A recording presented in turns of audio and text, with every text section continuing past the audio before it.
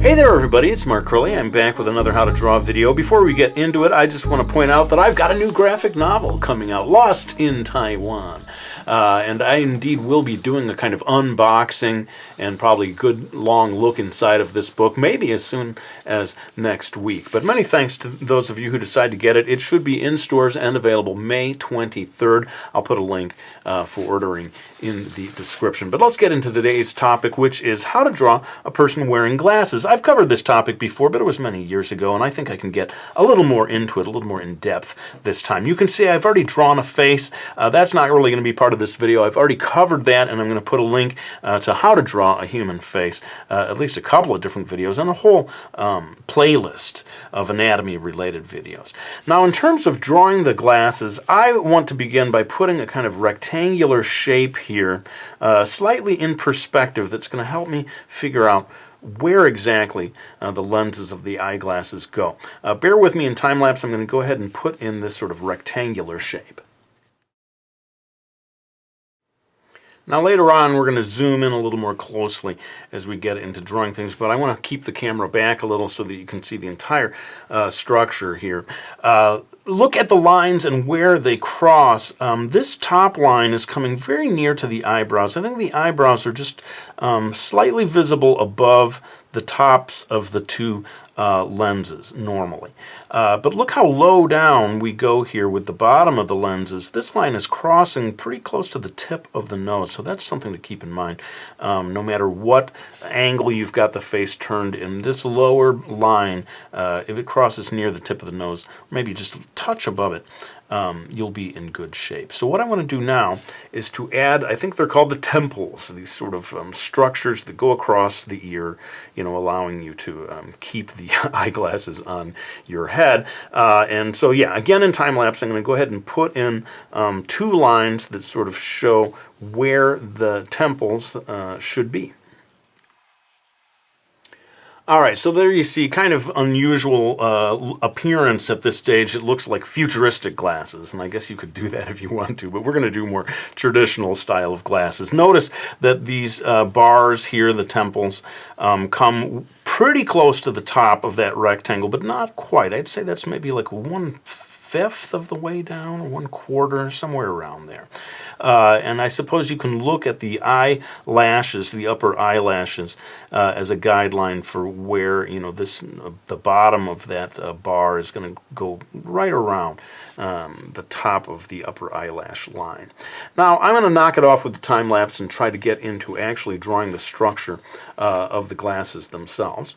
And that means beginning with the lenses themselves, which in this case, the style of glasses that I'm doing is round. And you might wonder, well, you know, if you're doing round glasses, why would you start with a rectangle? That doesn't seem to make sense. But the truth is, even when you're drawing round things, I find as an artist, it can be helpful in terms of structure to start with a rectangular thing for placement, and then you make sure that they both are lining up with one another, because certainly, you know, factory-made glasses are going to be absolutely perfect in terms of having the same dimensions, the two different lenses, and you need to reflect that in your drawing. So you can see me putting the first lens in, and due to the angle of her face, it is, you know, the one line is crossing pretty close, if you want to try to reproduce this particular drawing, pretty close to the bridge of the nose. And I should say that this other eye here that's farther away from us is going to be largely obscured by the glasses themselves, just because of how things fall. But rather than do all the details, I'm just going to start with maybe the basics of the two lenses. And this lens that's farther away from us, you got to leave a gap here, because that's where the so-called bridge that connects the two lenses goes. But what I'm going to do is maybe begin by drawing the first line, and it's just coming right across, in this case, kind of right up the middle of the eye, the eye that's farther away from us.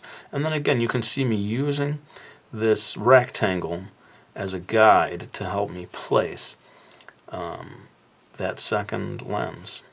And certainly it is, I find, very helpful when drawing circular objects or ovals or whatever. With all these curving lines, it can be very helpful to have a rectangle in place for line placement. And then what happens with this bridge, and again, you want to pay attention to where it is on the face. It's really coming, I would say, maybe 1/3 of the way from the top of those two lenses. There's a lot of different styles of glasses, but this is not resting on the nose. You might imagine that it does, but actually it's these nose pads down here that are resting on the nose, and there might even be sort of like a connector there that holds. That's what's really holding those lenses in place. And later on, maybe in time-lapse, I'm going to sort of widen this out with more visible frames. Let me go ahead and zoom in, actually, so that you can see the details of what I've just done. Okay, sorry about that. I probably should have zoomed in before I started doing these lines, but hopefully it's not too late for you to get a better look at where I put these two. Notice that the farther, the lens that's farther away is a little more compressed from side to side, turning away from our view. And I suppose I could just go ahead. I'm going to go ahead and do this second line. I want to show quite visible frames. I think in the past I've done, and there's like a manga tradition of hinting at the frames without really, sometimes they almost vanish a little. Which is an interesting stylistic choice, and it allows you to see the eyes better and so forth. But this time I'm really going to go in a more realistic way and actually draw the frames in a highly visible way. But you can see, as I told you, that this other eye gets pretty much obliterated by the glasses themselves, unfortunately. Goodbye, eye. You served me well. And then so that just really kind of replicating the same line, maybe making it a little thinner on this far edge. Let me go ahead and do that. I'll sort of tweak that just a little on the fly, making this one just a little narrower, again, to suggest that it's farther away from us. It's sort of turning in space. Now, here's the interesting thing that I'm pretty sure I didn't cover in my last one, is that, the hinge of the eyeglasses is not right here next to the lens. It goes back a little bit, as you would expect. It just it helps with folding glasses up if that hinge is located a little farther back. So that's what I'm doing right now, is getting that into place. And this is going to vary from one style of glasses to another, but I'm sort of curving the line down here, and that right there is going to be where that hinge lies. And you can imagine, folding up the glasses and putting them away. Just the structure of that makes more sense in that location. I'm going to erase a little bit here for the bridge that holds the two lenses together. And I suppose the last thing to do is to think about the far end of this. And though you don't really see so much, I suppose the hinge is going to come back like that. And if you want to get extra detailed, then go ahead and get a little suggestion of that mirror image, I suppose, of that other hinge on the far side of those glasses, and how it's going to attach and hold them in place.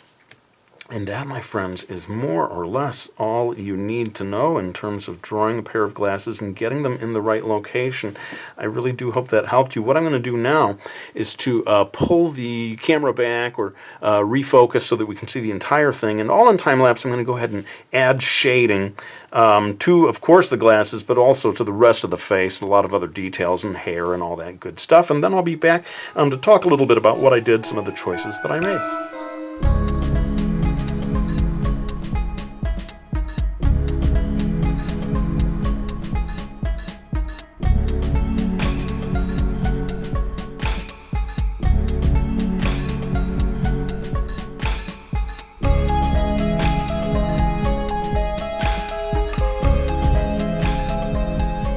All right, well, there you go with all the shading. One thing I thought I'd point out, if you want to get into an extra detail, you can actually put a little bit of a drop shadow of the eyeglass itself going across the cheek. That certainly is going pretty far in terms of adding, some people might say, fiddly little details.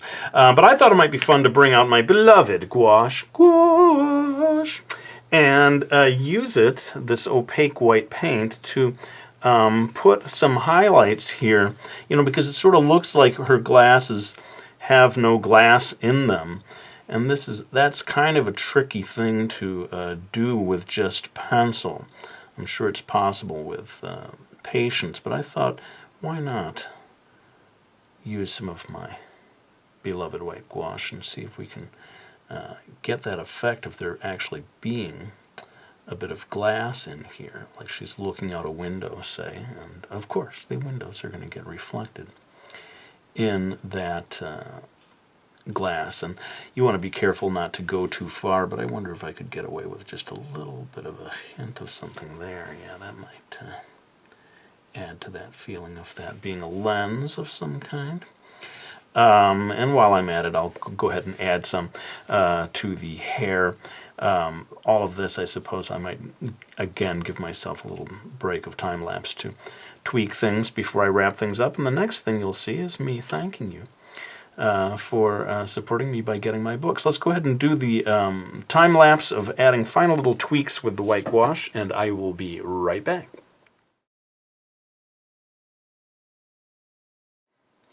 All right, well, there you go. That is my video on drawing eyeglasses. Let me know what you thought of it. I really hope you found it helpful. But before I go, I always like to thank anyone who supported me by getting any of my books, like, of course, Lost in Taiwan, which should be out very soon indeed. Very excited to show you the inside of that book, hopefully as early as next week. And, of course, the two-pencil method. That's the kind of drawing that you saw me doing today. And Mastering Manga 1, 2, and 3. So very grateful to anyone who supports me by getting any of those books. But let's go ahead and lay down this pencil. I want to thank you all for watching this video. I really hope you enjoyed it. And I'll be back with another one real soon.